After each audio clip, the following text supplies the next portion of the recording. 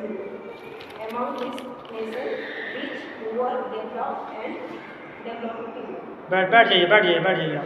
देखिए बता दो, यूनिट 2 है जो education, society and social justice. क्या है? शिक्षा, समाज और सामाजिक न्याय। ये आपका है। इसमें आप क्या पढ़ेंगे? Relation between education and society, मतलब समाज और शिक्षा के बीच में क्या संबंध है, आप इसमें पढ़ेंगे। ठीक है। उसके बाद सोशल इक्वलिटी एंड एजुकेशन, जो सामाजिक समानता और शिक्षा, आप ये पढ़ेंगे। विद इन कंट्री, जो इस कंट्री के अंदर में जो शिक्षा संबंधित कार्य हो रहे उसको हम लोग कोऑर्डिनेट करके पढ़ेंगे। जैसे मान लेते हैं विदेश में सिस्टम दूसरा है, बीएड करने सिस्टम, तो उसके बारे में हम लोग नहीं जानेंगे। इसके बारे में जानेंगे जो इंडिया में जो हमारे जो राज्य हैं और केंद्र शासित प्रदेश में सबको बटा हुआ है। भाई टीचर बनने के लिए भाई ये शर्त है, बीएड है, डीएलएड है, सीटेट है, हर सब्जेक्ट का बेट है, जेटेट है ना, सीजी टेट है, ये सबका बटा हुआ है। उसके बारे में हम लोग पढ़ेंगे। बिटवीन क्या इसके बीच में, क्या के बीच में, ये क्या है? रीजन है ना, रीजन लिखा हुआ है ना। धर्म, सोशल क्लास, सामाजिक वर्ग, कास्ट मतलब होता है जाति, जेंडर मतलब क्या वर्ग हो गया ना, एंड रिलीजियस ग्रुप, और धार्मिक जो समूह होते हैं उसके बारे में पढ़ेंगे। क्या क्या धार्मिक समूह हो गया? जो हमारे धर्म के हिंदू, मुस्लिम, सिख, ईसाई, भारत एक धर्मनिरपेक्ष राष्ट्र है, इंडिया ये डेमो क्या है, सेकुलरिज्म कंट्री। ठीक है, ये सब बारे में पढ़ेंगे। अमॉन्ग द नेशन के बारे में इसमें क्या क्या चीज़ें आती हैं? रिच, अमीर, पुअर, गरीब, डेवलप्ड जो विकसित है, एंड डेवलपिंग जो विकासशील है, जो विकास कर रहे हैं। क्या India is a developing country है? पता है ना, डेवलपिंग नहीं है।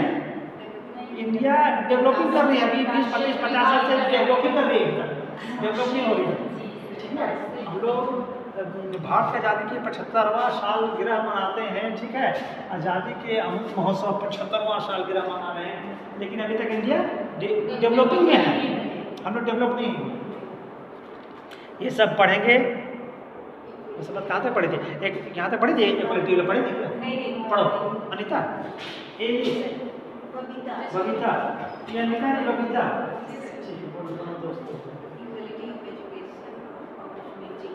Equality of education of property in national integration. UN Declaration of Human Rights to Education. Rule of education in empowerment of women and legal section including SC, ST, OBC and minorities। बैठ जाइए। ये कह रहे हैं equality of education, जो शिक्षा में समानता के जो अवसर दिए जाते हैं, एंड नेशनल इंटीग्रेशन, जो भारत के क्षेत्र के राष्ट्र क्षेत्र में जो हम सभी समुदाय के बीच में जो अंतर करते हैं उसके बारे में भी पढ़ेंगे। UN declaration of women right of education, जो यूनाइटेड नेशन जो निर्देश दिए हैं, किसके बारे में? महिलाओं के सशक्तिकरण या महिलाओं की शिक्षा संबंधित जो कार्य है उसके बारे में पढ़ेंगे। वुमेन एम्पावरमेंट डे कब मनाया जाता है? 8 मार्च को मनाया था ना, आ रही है ना, 8 मार्च को उस दिन है ना प्रोग्राम होती है, तैयार करके आना है। वुमेन एम्पावरमेंट, महिला सशक्तिकरण क्या है? चलिए, इसके बाद क्या है?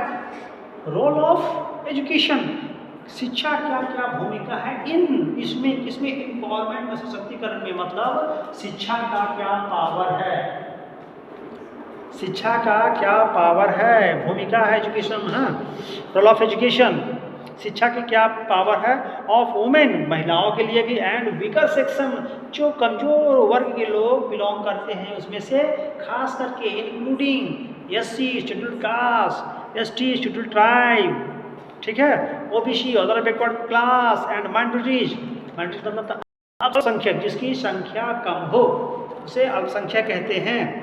सब जान गए? क्लियर हो गया यहाँ तक? यूनिट 2 समझ गए? अब आते हैं हम कहाँ पढ़ेंगे? 1 में रहा, 3 में रहा है ना। पढ़ो नाम बताओ। अर्चना। ठीक। Policy framework for public education in India. Education in ancient India, education pre independence period in India, education post independence period in India. बस बैठ जाइए, अगला कभी पढ़ने का मौका मिलेगा। यूनिट 3 बोलती है पॉलिसी। पॉलिसी मतलब होता है क्या नीति है, framework. Framework for public education in India, मतलब भारत में पब्लिक के शिक्षा क्षेत्र में क्या फ्रेमवर्क बनाया गया है, क्या फ्रेमवर्क। हम लोग सिलेबस पढ़ते हैं बीएड में, तो बीएड में पढ़ते हैं बीएड संबंधित शिक्षक को जो भी वो चीज़ पढ़ते हैं, ऐसा नहीं कि सब कुछ पढ़ रहे हैं, ऐसा है क्या, नहीं है। भावी शिक्षक बनने के लिए जो जो चीज़ें जरूरी है उसे हम पढ़ते हैं। ऐसा नहीं कि आपको वहाँ पर काखा करके दे दिया हो, का से कमला का से कबूतर, ऐसा कुछ नहीं। आर्ट एंड क्राफ्ट जो संबंधित जो चीज़ें हैं वो दिया गया, ठीक है। वो एक फ्रेमवर्क बनता है। जैसे हम लोग शिक्षा संबंधित जो कार्य पढ़ते हैं, एजुकेशन पॉलिसी 2020, राष्ट्रीय शिक्षा नीति पढ़ते हैं ना, तो उस तरह के होता फ्रेमवर्क है। एजुकेशन इन एंशिएंट इंडिया, जो शिक्षा है प्राचीन में शिक्षा व्यवस्था। शिक्षा का मतलब क्या होता है, क्या होता है शिक्षा,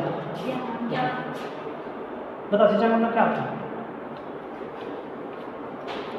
बैठे बैठे बैठे बड़ी सोचती उठने में। शिक्षा का मतलब होता है ज्ञान प्राप्त करना। वर्तमान युग में, आधुनिक युग में हो गया शिक्षा का मतलब है नौकरी पाना, नहीं बीएड कर टीचर बनना है। लेकिन जो प्राचीन काल में जो बात है, अगर वेद पुराण में चले जाएंगे तो उस समय की बात होती थी कि शिक्षा का मतलब होता है ज्ञान प्राप्त करना। उसके बाद भारतीय प्राचीन जो एंशिएंट इंडिया आ गई, उसमें शिक्षा का मतलब होता है कुछ गुण प्राप्त करना, जैसे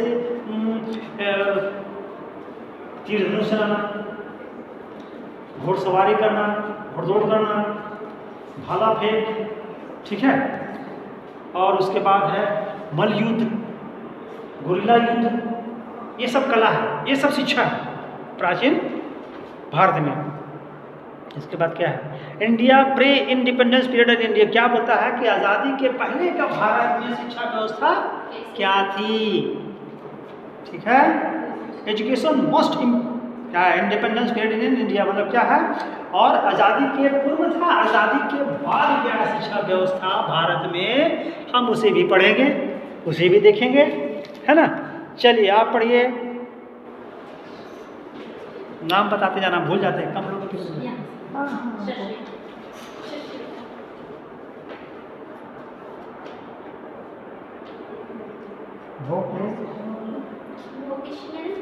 Vocationalization of education and training for tomorrow.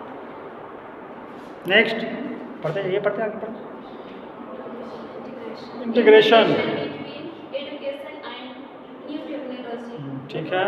Education और technology Empowerment of social communication work. Weaker section, उसके बाद एम्पावरमेंट ऑफ इकोनॉमिक चेंजेस। बैठ जाइए। अर्चना, शशि, शशिकला, अच्छा ठीक है। मेरे